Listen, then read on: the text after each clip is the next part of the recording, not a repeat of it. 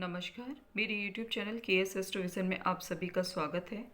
आज का हमारा टॉपिक है एस्ट्रोलॉजी का जो विषय है वो है सूर्य जो मकर राशि में प्रवेश करने जा रहे हैं उसका विभिन्न राशि के लोगों जातकों के जीवन पर किस प्रकार का प्रभाव पड़ने वाला है। तो इस वीडियो में हम दो लग्न के विषय जातकों के विषय में चर्चा करेंगे। एक तो हो गया एरीज और दूसरा हो गया वृश्चिक। तो ये आज का जो मेरा प्रेडिक्शन है ग्रह गोचर प्रभाव ये लग्न पर बेस्ड है, ये चंद्र राशि पर बेस्ड नहीं है। तो जिनका भी लग्न मेष हो या फिर वृश्चिक हो वो इसको देखें और इससे लाभ प्राप्त करें, इन्फॉर्मेशन लें। उन्हीं के लिए ये बनाया गया है वीडियो। तो चलिए शुरू करते हैं। तो मेष राशि में अभी हम आज जो सूर्य के गोचर की बात करें तो सबसे पहले हम ये देखेंगे कि सूर्य किस चीज़ के प्रतीक होते हैं। सूर्य को हमारी आत्मा का प्रतीक माना गया है, हमारे तेज का प्रतीक माना गया है, हमारे आत्मसम्मान का प्रतीक माना गया है। सूर्य को पिता से भी जोड़ा जाता है, सूर्य को फेम से भी जोड़ा जाता है।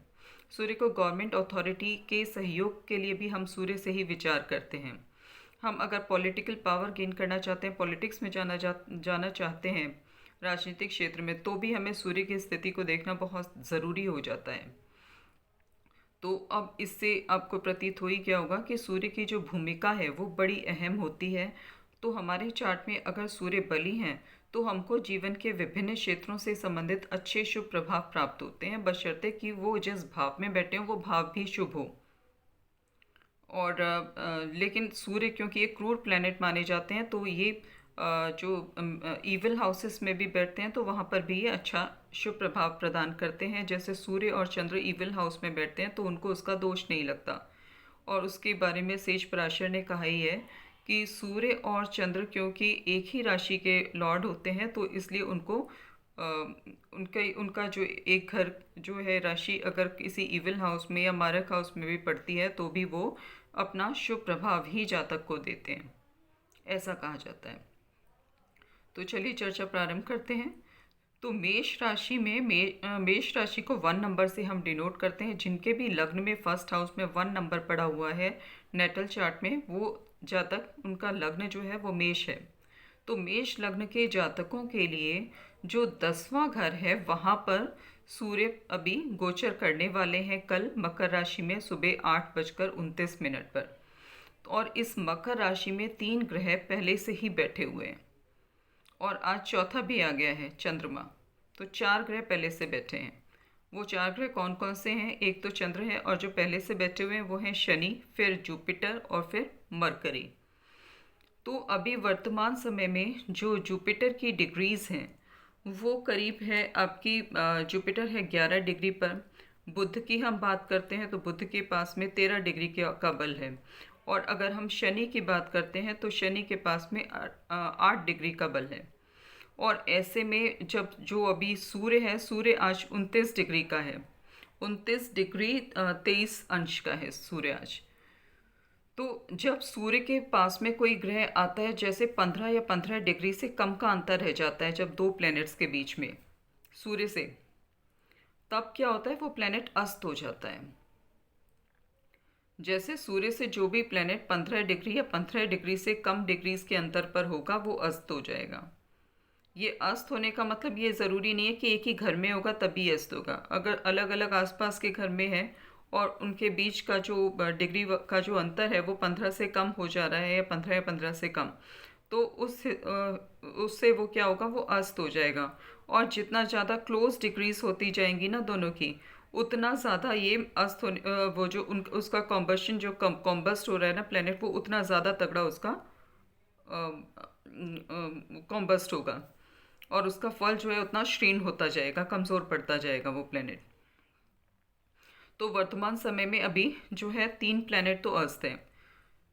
जो शनि भी अस्त है, जुपिटर भी अस्त है, बुध भी अस्त है और ये जो चंद्रमा है वो भी अस्त है। और सूर्य उसमें कल प्रवेश करने वाले हैं। तो यानी मकर लग्न के जातकों का जो 10वां घर है उसमें ये बन रहा है 5 ग्रहों का योग, है ना। तो ये 5 ग्रह जो हो गए, ये सारे ग्रह हमारे जीवन के किसी न किसी पक्ष से संबंधित होते हैं। अब 5 ग्रह का मतलब है कि जो मेजर हमारी कुंडली के जो 12 भाव हैं उसमें से कम आधे से ज़्यादा तो आपके जो है वो अस्त हो गए उनके लॉर्ड।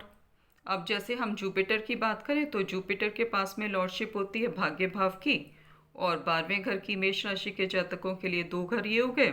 शनि की हम बात करते हैं तो शनि के पास में लॉर्डशिप है कर्म भाव की और इनकम हाउस की, 4 घर हो गए। बुध की हम बात करते हैं तो बुध के पास में लॉर्डशिप है तीसरे और छठे भाव की, 2 घर ये हो गए, 6 घर हो गए। अब हम चंद्रमा की बात करते हैं तो चंद्रमा के पास में लॉर्डशिप है मातृ भाव की, 7 घर, तो यानी कि 7 घर जो है इससे इफेक्टेड हो गए, 7 घरों पर इसका प्रभाव पड़ेगा। तो इसके लिए क्या होगा, आपका कर्म क्षेत्र तो मजबूत होता दिख रहा है यहाँ पर जब इतने सारे प्लैनेट्स वहाँ पे इकट्ठे हैं, क्योंकि भाग्य का साथ मिलता हुआ अभी तक आपको दिख रहा था जुपिटर और शनि की स्थिति के साथ कारण, है ना। जुपिटर भाग्य भाव के निर्माता होकर के कर्म भाव में बैठे थे, कर्म भाव का लॉर्ड शनि खुद कर्म भाव में बैठा था इनकम हाउस का लॉर्ड होकर के भी, तो अब तक नौकरी की दशाएं बड़ी अच्छी थी, इनकम के हिसाब से भी बड़ा अच्छा समय चल रहा था।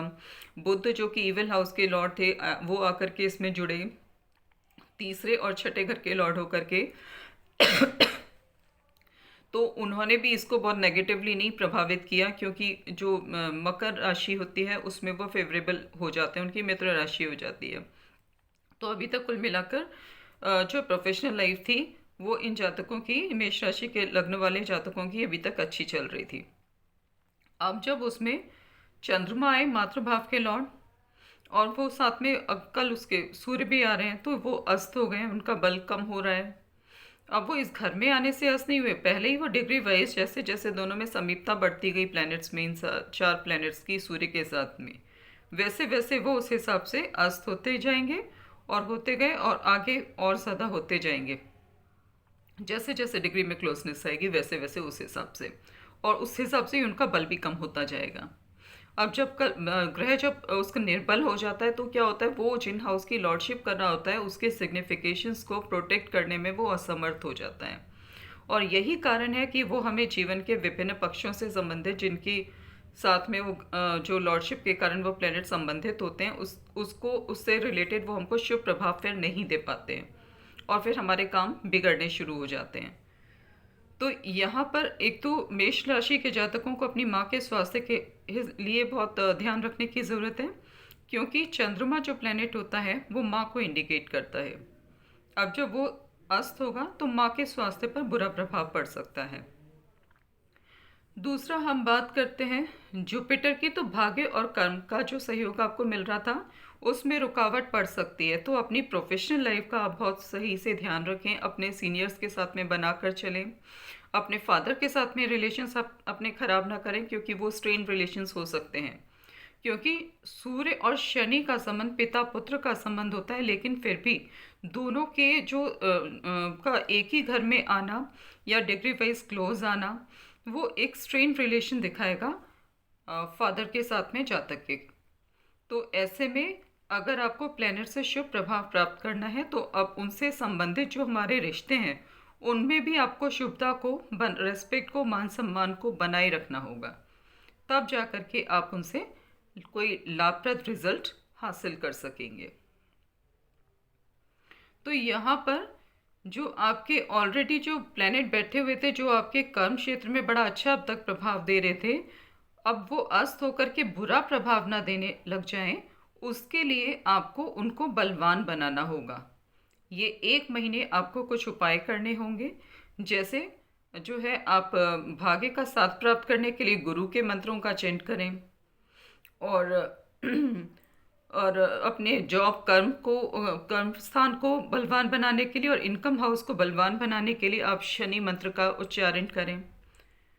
तो इससे क्या होगा कि ये जो प्लैनेट अस्त हो रहे हैं, निर्बल हो रहे हैं, और माँ के स्वास्थ्य को बनाए रखने के लिए आप ये चंद्रमा के लिए भी आप पूजा उपासना करें, और आदित्य हृदय स्तोत्र का भी पाठ करें, ताकि सूर्य के मेलेफिक जो प्रभाव हैं उनसे आप बच सकें और शुभ प्रभाव में वृद्धि हो। यहाँ पर सूर्य को जल ना चढ़ाएं, क्योंकि सूर्य ऑलरेडी निर्बल अवस्था में है। अब अगर हम सूर्य को जल चढ़ाएंगे तो उसका बल और क्षीण हो जाएगा, और फिर क्षीण बल वाला ग्रह भी अच्छा रिजल्ट नहीं देता है, क्योंकि सूर्य आपकी कुंडली में मेष राशि के जातकों के लिए बेनिफिक हाउस का लॉर्ड है, पंचम ट्राइन हाउस का लॉर्ड है। तो यहाँ पर वो संतान का भी कारक है, वो उच्च शिक्षा का भी कारक है, वो लव अफेयर्स का भी कारक है, वो स्पेक्यूलेशन एक्टिविटीज़ का भी कारक है सूर्य। तो इसलिए हम सूर्य को जल चढ़ा के उसे निर्बल ना करें, तभी हमें सूर्य के अच्छे प्रभाव प्राप्त होंगे। अब सूर्य की मकर राशि में प्रवेश के कारण, या और उससे पहले ही बल्कि अस्त हो गए हैं प्लेनेट, तो डिग्री में समीपता के कारण वो निर्बल होकर दूसरे ग्रह ना हमें बुरा प्रभाव देने लग जाएं, उसके लिए हमें उनका भी चेंट करना है, और उनसे संबंधित जो कलर्स हैं उनका हमको जीवन में ज़्यादा से ज़्यादा उपयोग करना है। जैसे शनि के कलर कौन से होते हैं, ब्लू और ब्लैक, इसका जीवन में आप उपयोग करें अपनी कर्म और इनकम की स्थिति को सुधारने के लिए। भाग्य का साथ पाने के लिए आप येलो कलर का इस्तेमाल करें तो आपको भाग्य का साथ मिलेगा। और बुद्ध को बलवान बनाने के लिए आपको हरे रंग के कपड़ों का इस्तेमाल करना होगा। लेकिन यहाँ पे मैं बुद्ध के लिए ज़्यादा नहीं बोलूँगी, क्योंकि बुद्ध यहाँ पर आपके इवल हाउस का भी लॉर्ड है। लेकिन गोचर वाइज अगर नेटल चार्ट में वो आपके लिए फेवरेबल जगह पे प्लेस्ड है, जैसे बुध अगर आपकी कुंडली में अगर मकर राशि में या कुंभ राशि में बैठा हुआ है नेटल चार्ट में, या फिर बुध आपका जाकर के खुद छठे घर में ही बैठा हुआ है बली होकर के, या तीसरे घर में बैठा है बली होकर के, तब तो ठीक है कि उसका प्लेसमेंट शुभ है, तो आप उससे संबंधित उस मंत्रों का भी चेंज करिए, उसे बलवान बनाइए, तब आपके लिए ठीक होगा। लेकिन अगर नेटल चार्ट में वो बुरी किसी घर में बैठा हुआ है, अब ये और अब किसी जो एनिमी राशि में, शत्रु राशि में बैठा है, तब मैं उसको बलवान बनाने की यहाँ पर ज़्यादा सलाह नहीं दूंगी। तो ये आपको अपने नेटल चार्ट में चेक करना होगा। तो अब हम बढ़ते हैं सेवेंथ हाउस की तरफ। यहाँ पे सेवेंथ हाउस जो है ना, उसका लॉर्ड है शुक्र। जो शुक्र है वो वर्तमान समय में अभी भाग्य भाव में गोचर कर रहा है धनु राशि में, और 28 जनवरी को ये भी जाकर के मकर राशि में जाने वाला है। तो मकर राशि का और में जाने वाला है, और भाग्य भाव का जो लॉर्ड है वो पहले ही अपने डेविएशन साइन में बैठा हुआ है मकर राशि में। हालांकि डेविएशन कैंसिल हो रहा है, तो लेकिन एक चीज़ क्लियर है कि ये सातवां घर जो होता है ना, वो पार्टनरशिप का भी होता है, आपके लाइफ पार्टनर का भी होता है, और बिजनेस का विचार हम इसी घर से करते हैं। तो इसके लिए बिजनेस से संबंधित ये बहुत अच्छी स्थिति नहीं दिखा रहा है, मतलब उसमें अड़चने आती हुई दिखा रहा है। हालांकि वो अड़चनों से आप निकल जाएंगे, पार उतर जाएंगे, लेकिन समस्याएं तो हैं, ये पता चल रहा है इससे, प्लेनेट के प्लेसमेंट से। तो ये था मेरा आज का जो प्रिडिक्शन है एरीज लग्न के जातकों के लिए। अब हम बढ़ते हैं स्कॉर्पियो लग्न की तरफ, वृश्चिक राशि की तरफ। जो वृश्चिक राशि होती है उसको हम 8 नंबर से डिनोट करते हैं, और इसके लॉर्ड भी मंगल होते हैं। तो वृश्चिक राशि के जातकों के लिए जो 5 जो प्लैनेट्स हैं, इनका जो ट्रांजिट होने जा रहा है, ये हो रहा है तीसरे भाव में। तीसरे भाव को हम पराक्रम भाव कहते हैं। तो पराक्रम भाव में जब इतने सारे प्लैनेट्स आएंगे तो निश्चित रूप से वो जातक को मेहनती तो बनाएंगे, पराक्रमी तो बनाएंगे, छोटी यात्राओं का भी योग बनेगा जातक का, और भाग्य का भी इसको साथ मिलेगा। और सूर्य इनके लिए, वृश्चिक राशि के जातकों के लिए, उनके पास लॉर्डशिप होती है 10वें घर की। अब 10वें घर का लॉर्ड जब पराक्रम भाव में, तीसरे भाव में आएगा, तब निश्चित तौर पे वो पराक्रम की वृद्धि करेगा, तो उसकी जो वृद्धि का असर है वो आपके कर्म भाव में भी होगा, और यहाँ पर आपको फिर अच्छे रिजल्ट्स मिलेंगे। और क्योंकि यहाँ पर जो कर्म, वैसे तो वो अपने सूर्य जो राशि में जा रहा है मकर राशि में, वो वहाँ पर वो बल की दृष्टि से कमज़ोर हैं, लेकिन वहाँ पर शनि क्योंकि पहले से ही लग्न उस राशि के लॉर्ड विराजमान हैं, तो इसलिए वो भी यहाँ पर जो है पॉजिटिव, उनका बल भी इनको सूर्यदेव को प्राप्त होगा, और इस कारण से यहाँ पर अच्छा प्रभाव इस लग्न के जातकों को मिलेगा। और जुपिटर की अगर हम बात करते हैं, तो जुपिटर इनके चार्ट में जो है धन भाव और पंचम भाव, ज्ञान भाव के कारक हैं, और ये होकर के दोनों के धन और ज्ञान भाव के कारक होकर के पराक्रम भाव में बैठे हैं। तो इस समय पे जातक अपने पराक्रम के द्वारा अपने ज्ञान में भी वृद्धि करेगा, और अपने धन, संचित धन में भी वृद्धि कर सकेगा। और बुध इनके लिए लॉर्ड बनते हैं इनकम हाउस के, और साथ में अष्टम भाव के आयु वाले भाव के भी लॉर्ड बनते हैं। तो बुध जो है, बुध भी यहाँ पर मकर राशि में विराजमान है, तो मकर राशि बुध के लिए फेवरेबल राशि है, तो अच्छा है ये। लेकिन प्रॉब्लम कहाँ पर आ रही है, जो सूर्य के आने से डिग्री वाइज समीप आने से जो ये प्लैनेट अस्त हो जा रहे हैं, उसके कारण प्रॉब्लम हो रही है। उसके कारण आपको जो है जीवन के दूसरे क्षेत्रों में, जिनसे जो मैंने अभी 3 प्लैनेट बताए संबंधित है, उनमें प्रॉब्लम्स, आपको रुकावटों का सामना करना पड़ सकता है। तो उनसे आपके काम ना बिगड़ें, तो इसके लिए आप आपके जुपिटर को, शनि को और साथ में बुध को आप बलवान बनाएं। शनि के पास में लॉर्डशिप है आपके यहाँ पर तीसरे पराक्रम भाव की और चौथे सुख भाव की। चौथे घर से हम भूमि, भवन, वाहन का विचार करते हैं, तो इसलिए इनको बलि बनाना, इन सारे सुखों में कमी ना आए, कोई रुकावट ना आए, कोई परेशानी समस्या ना आए, उसके लिए ज़रूरी है। तो इनको बलि आप कैसे बनाएंगे? इनको बलि आप बनाएं, इनसे संबंधित जो मंत्र हैं उनको चेंज करके। जैसे शनि के लिए हो गया ओम शम शनिश्चराय नमः, इस मंत्र का आप चेंज कर लें, और ये लगभग आपको 1 महीने तक करना है, ताकि आपको कोई समस्या ना आए। और फिर उसके बाद में जुपिटर के पास में धन भाव की और ज्ञान भाव की लॉर्डशिप है, तो जुपिटर के लिए भी आप मंत्र चेंज कर लें। ओम नमो भगवते वासुदेवाय नमः, ये कर लें मंत्र चेंज, तो उसका आपको लाभ मिलेगा। बुध के लिए गणपति बाबा का मंत्र चेंज कर लें, ओम गण गणपतिये नमः। ये सब आप करते हैं तो निश्चित तौर पे आपको इस गोचर से लाभ ही प्राप्त होंगे। अब यहाँ पे हम चंद्रमा की बात करते हैं स्कॉर्पियो लग्न के जातकों के लिए। तो चंद्रमा जो है वो नवम भाव के लॉर्ड हैं, भाग्य भाव के। तो भाग्य भाव के लॉर्ड यहाँ आकर के मकर राशि में सूर्य के समीप आकर के वो अस्त हो जा रहे हैं, उनका पक्ष बल खत्म हो जा रहा है। तो इसलिए चंद्रमा को बलि बनाना आपके लिए ज़रूरी है, नहीं तो आपके पिता की सेहत पर इसका बुरा असर पड़ सकता है और भाग्य के साथ मिलने में आपके लिए कमी आ सकती है। इसलिए आप जो है चंद्रमा को भी बलि बनाएं, उससे रिलेटेड मंत्रों का चेंट करके। तो ये था मेरा जो आज का प्रेडिक्शन था इन 2 लग्न के जातकों के जीवन पर। सूर्य का जो मकर राशि में प्रवेश हुआ है, कल होने वाला है, तो उसका क्या प्रभाव पड़ेगा, और सूर्य से जो डिग्री वाइज समीपता हो गई है इन प्लैनेट्स की, उससे कैसे बचा जाए। तो ये पूरा उसी के ऊपर बेस था आज का जो था वीडियो। अगर आपको पसंद आया हो तो मेरे चैनल को लाइक और सब्सक्राइब करें, और यदि आपके कुछ कमेंट्स हों तो वो आप मुझको कमेंट बॉक्स में पोस्ट कर सकते हैं। धन्यवाद। नमस्कार।